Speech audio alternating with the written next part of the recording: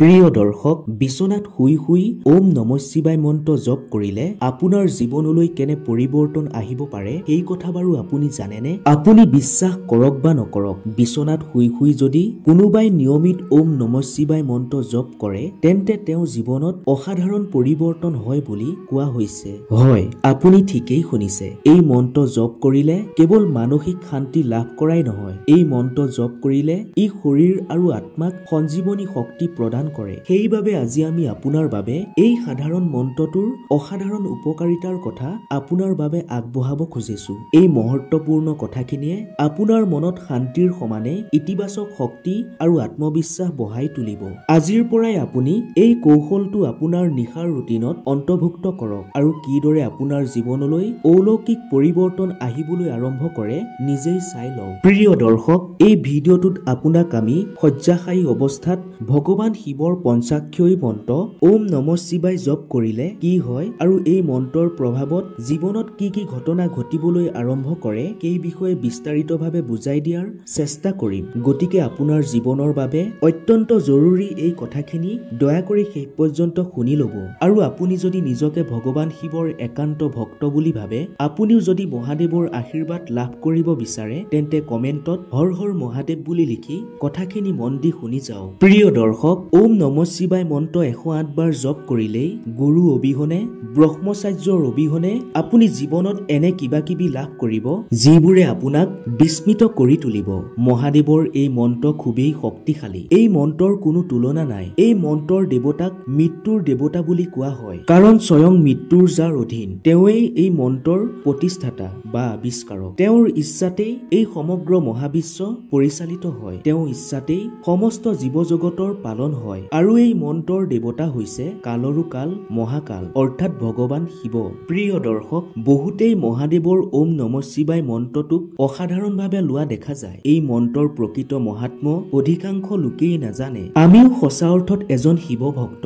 আমি বহুবাৰ এই মন্ত্ৰ জপ কৰিছো আৰু এই মন্ত্ৰৰ শক্তি আৰু সিদ্ধি আমি লাভ কৰিবলৈ সক্ষম হৈছো। এই মন্ত্ৰ নিয়মিত জপ কৰাৰ পিছৰে পৰা মহাদেৱৰ কৃপাত আমাৰ সমস্ত কাম সহজতে সফল হবলৈ আৰম্ভ কৰিছে, কাৰণ আমি এই মন্ত্ৰ নিয়মিত জপ কৰি আছো। গতিকে আমি লাভ কৰা অভিজ্ঞতাৰ ভিত্তিতে কিদৰে এই মন্ত্ৰ আপোনাৰ জীৱনলৈ পৰিৱৰ্তন আনিব পাৰে, কিদৰে এই মন্ত্ৰই আপোনাৰ শাৰীৰিক, মানসিক আৰু পাৰ্থিৱ জীৱনলৈ ৰূপান্তৰ কঢ়িয়াই আনিব পাৰে সেই কথা আপোনাক জনাব খুজিছো। ওম নমঃ শিৱায় মন্ত্ৰটো 6টা আখৰেৰে গঠিত স্বৰাক্ষৰী মন্ত্ৰ বুলিও কোৱা হয়। যদি এই মন্ত্ৰৰ পৰা ওম শব্দটো বাদ দিয়া হয় তেতিয়া এই মন্ত্ৰ 5টা আখৰৰ হয়, যাক পঞ্চাক্ষৰী মন্ত্ৰ বুলি কোৱা হয়। যিকোনো মন্ত্ৰ জপ কৰাৰ আগতে যদি সেই মন্ত্ৰৰ আগত ওম শব্দটো ব্যৱহাৰ কৰা হয় তেতিয়া সেই মন্ত্ৰৰ শক্তি বৃদ্ধি পায় আৰু সেই শক্তি ব্ৰহ্মা, বিষ্ণু আৰু মহেশ্বৰৰ সৈতে যুক্ত হয়। ফলত এই মন্ত্ৰৰ ফল দ্ৰুতভাৱে লাভ কৰিব পৰা যায়। সেইবাবে যিকোনো মন্ত্ৰ জপ কৰোতে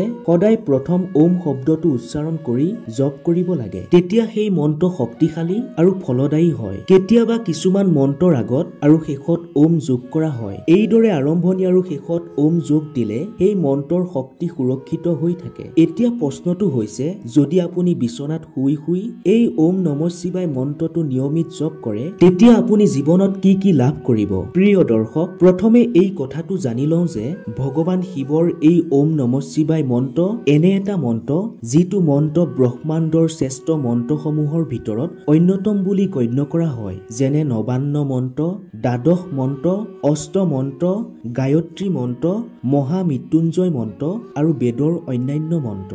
এই সমস্ত উচ্চ স্তৰৰ মন্ত্ৰৰ ভিতৰত ওম নমঃ শিৱায় মন্ত্ৰটিও অন্তৰ্ভুক্ত। আৰু এই মন্ত্ৰটো ইমানেই শক্তিশালী, ইমানেই অলৌকিক যে এই মন্ত্ৰৰ বিষয়ে ব্যাখ্যা কৰি শেষ কৰিব নোৱাৰি। কিন্তু আপুনি মন্ত্ৰটো কিমান বাৰ জপ কৰিছে আৰু আপোনাৰ জপৰ দ্বাৰা এই মন্ত্ৰ জাগ্ৰত হৈছে নে নাই তাৰ ওপৰতেই সকলো নিৰ্ভৰ কৰিব।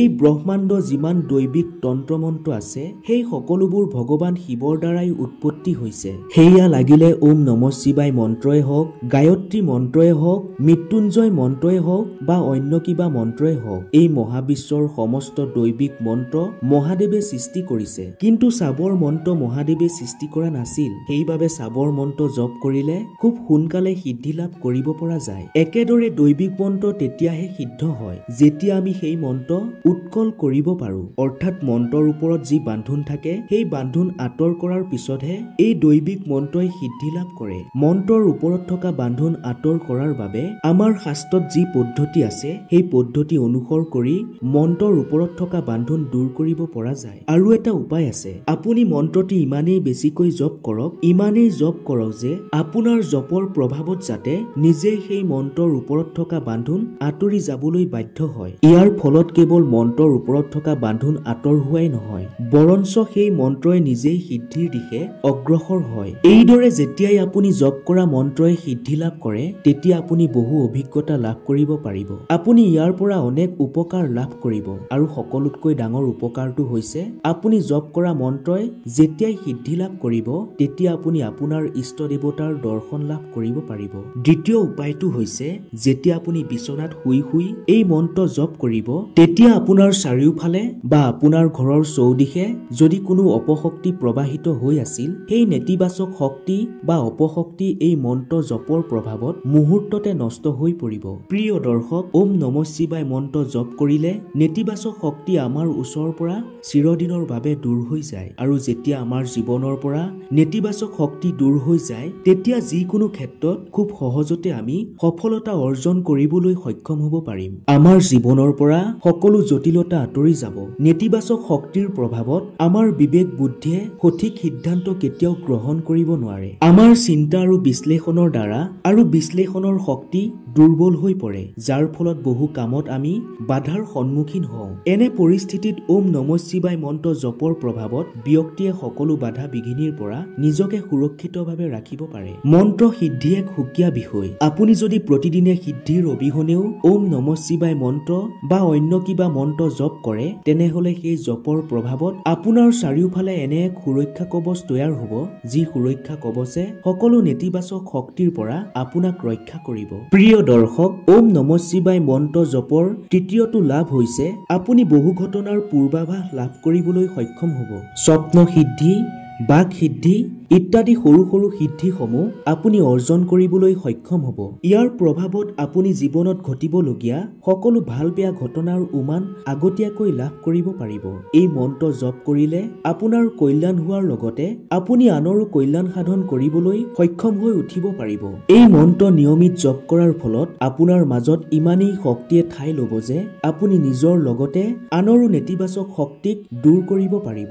নিজৰ লগতে আনৰ সমস্যাৰ উৎস উদ্ঘাটন কৰি সেই সমস্যা সমাধান কৰি দিব পাৰিব। আৰু আপুনি সেই ব্যক্তিৰ সম্পৰ্কে সকলো ক'ব পৰা হৈ যাব। ভগৱান শিৱৰ কৃপা লাভ কৰিবৰ বাবে ওম নমঃ শিৱায় মন্ত্ৰই হৈছে সৰ্বোত্তম আৰু সৰ্বশ্ৰেষ্ঠ মন্ত্ৰ।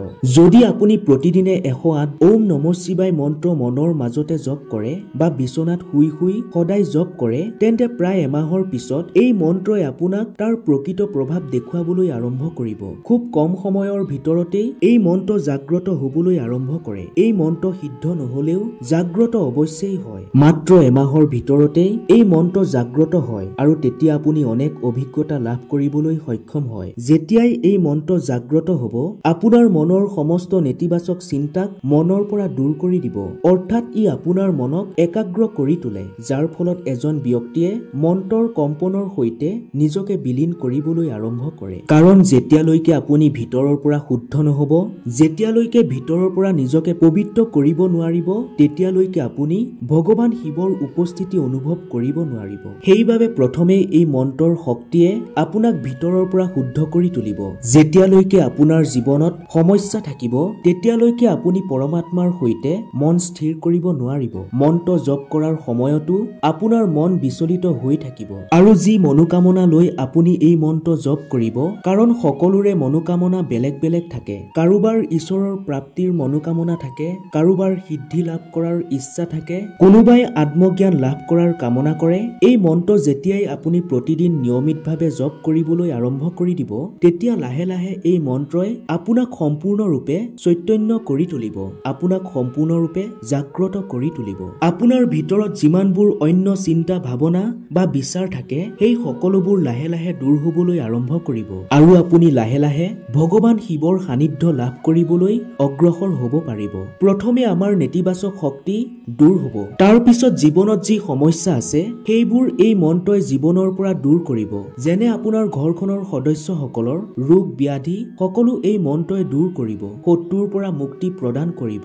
এই মন্ত্ৰই যিদৰে জাগ্ৰত হৈ গৈ থাকে, ঠিক সেইদৰে আপুনি ভগৱান শিৱৰ কৃপাত ভৌতিক সুখ সুবিধা লাভ কৰিবলৈ আৰম্ভ কৰি গৈ থাকিব।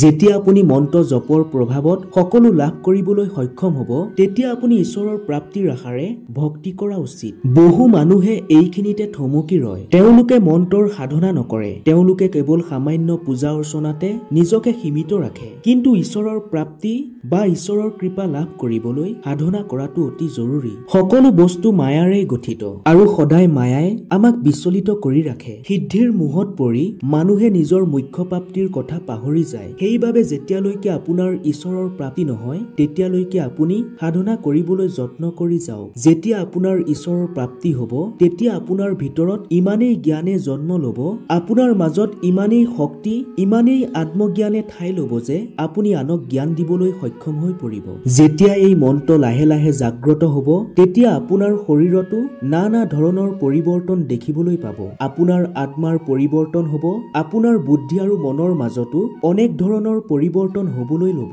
আপোনাৰ কুণ্ডলিনী শক্তিয়ে লাহে লাহে সক্ৰিয় হ'বলৈ আৰম্ভ কৰিব আৰু লাহে লাহে আপুনি দিব্য শক্তিৰ অনুভূতি আৰু সেই শক্তিবোৰ প্ৰাপ্ত কৰিব পাৰিব। প্ৰিয় দৰ্শক, ওম নমঃ শিৱায় মন্ত্ৰৰ উপকাৰিতা বা মহাত্ম্যৰ কথা এনেকৈ কৈ শেষ কৰিব নোৱাৰি। এইটো কেতিয়াও শেষ কৰিব নোৱাৰা এক বিষয়। গতিকে সকলো কথা কবলৈ গ'লে ভিডিঅ'টো আৰু দীঘলীয়া হ'ব। আপোনাক মাত্ৰ এই মন্ত্ৰৰ উপকাৰিতাৰ সম্পৰ্কে আজি কিছু কথা আভাসহে দিলো। গতিকে আজিৰ পৰা বিচনাত শুই থকাৰ সময়তেই সদায় 108 বাৰকৈ এই মন্ত্ৰ জপ কৰিবলৈ আৰম্ভ কৰি দিয়ক। বিশ্বাস ৰাখক, এমাহৰ ভিতৰতে ভগৱান শিৱৰ কৃপাত আপুনি জীৱনত বিচৰা ধৰণে পৰিৱৰ্তন দেখিবলৈ আৰম্ভ কৰিব। যদি এই কথাখিনি আপোনাক কিঞ্চিত হলে উপকৃত কৰিছে বুলি ভাবিছে, আপুনিও যদি মহাদেৱৰ আশীৰ্বাদত মনে বিচৰাৰ দৰে জীৱনটো পাৰ কৰিব বিচাৰে, তেন্তে কমেন্টত সম্পূৰ্ণ ভক্তিৰে ওম নমঃ শিৱায় বুলি লিখি অন্তত 5 জনক হলেও এতিয়াই ভিডিঅ'টো শ্বেয়াৰ কৰি দিয়ক। ধন্যবাদ।